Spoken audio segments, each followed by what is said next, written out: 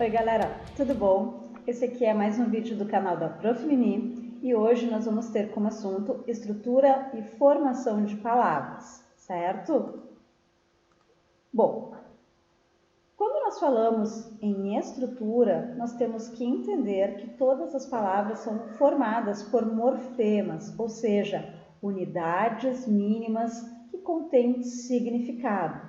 Mas todas as palavras possuem isso? Sim. Todas as palavras são formadas por diversos morfemas.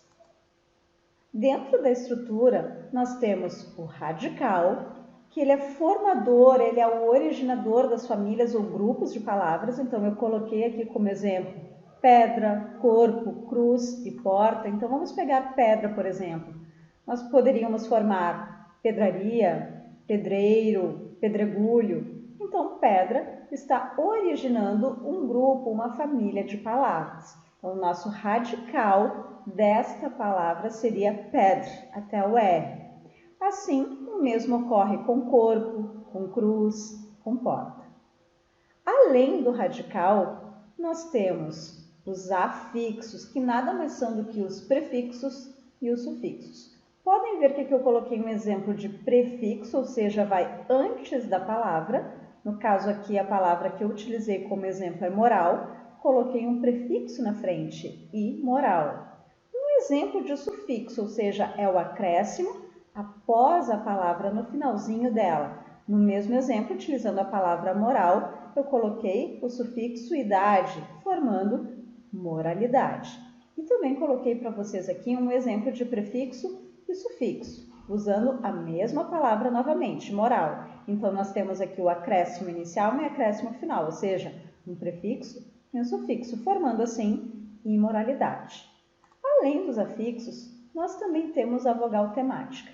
A vogal temática é um elemento que vai indicar a conjugação verbal. Coloquei aqui como exemplos para vocês os verbos amar, querer e partir. Então, a vogal temática se refere ao a vogal A, que está indicando que este verbo pertence à primeira conjugação. No querer, no er, nós temos a vogal E, que indica que este verbo pertence à segunda conjugação. E no terceiro exemplo, nós temos o partir, com ir no final, onde a vogal temática, o i, indica que ele pertence à terceira conjugação verbal. Além disso, nós também temos as desinências. O que são as desinências? Elas vão indicar gênero, número e, no caso dos verbos, vão indicar tempo, modo, número e pessoas verbais. Coloquei aqui vários exemplos. Por exemplo, menina, este A destacadinho aqui é para indicar que é uma desinência de gênero.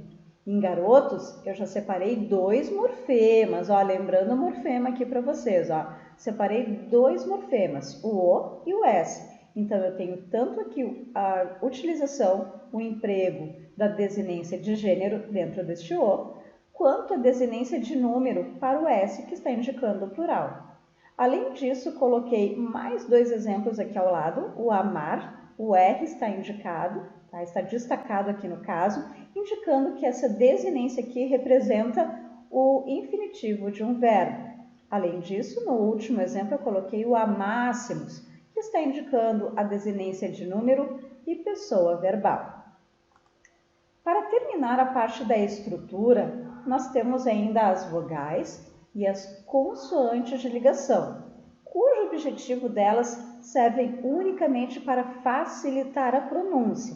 Vejamos aqui gasômetro. Gasômetro, antigamente, seriam duas palavras separadas, gás e metro. Ao fundir essas duas palavras, nós teríamos gasmetro, gasmetro, gasmetro, gasmetro. Então, foi colocada esta vogal de ligação para facilitar a pronúncia. O mesmo ocorre com cafeteira, floricultura, paulada, inseticida e tantas outras palavras que têm essa estrutura, essas vogais e consoantes de ligação dentro da sua estrutura. Certo? Muito bem, gente. Vamos passar então para a parte da formação de palavras. Muito bem. Nós temos então dois processos de formação de palavras. O primeiro deles é chamado de Formação por derivação. E como ele acontece? A derivação prefixal, onde nós colocamos o prefixo na frente da palavra. Então, retomamos aqui um pouquinho o estudo lá da parte da estrutura, por isso vimos a estrutura primeiro.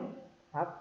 Por quê? Para que a gente pudesse compreender aqui a formação por derivação prefixal. Após, nós temos a formação por derivação sufixal, onde nós acrescentamos um sufixo. Em seguida, nós temos a formação por derivação prefixal e sufixal, onde colocamos tanto um prefixo quanto um sufixo. Temos ainda a formação por derivação parasintética. E aqui, atenção, gente, a formação por derivação parasintética só existe com acréscimo simultâneo de prefixo e sufixo na palavra, ou seja, isso tem que ocorrer ao mesmo tempo, simultaneamente. A palavra só existe, vejam bem, a palavra só existe se ocorrer esse acréscimo simultaneamente.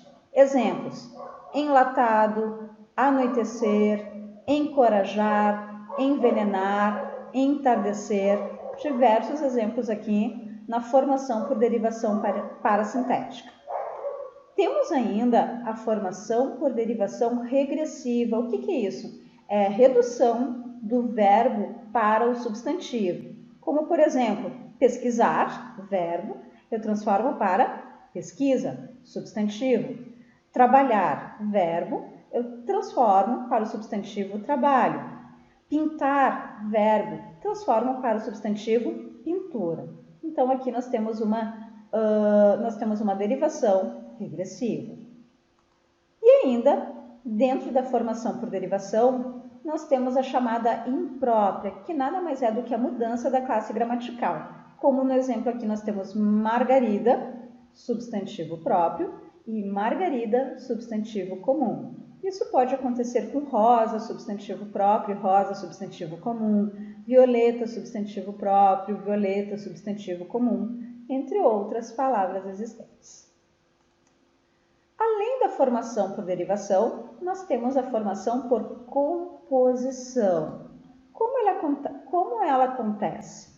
Ela acontece por justaposição, quando nós colocamos duas palavras lado a lado, sem que ocorra nenhuma alteração fonética.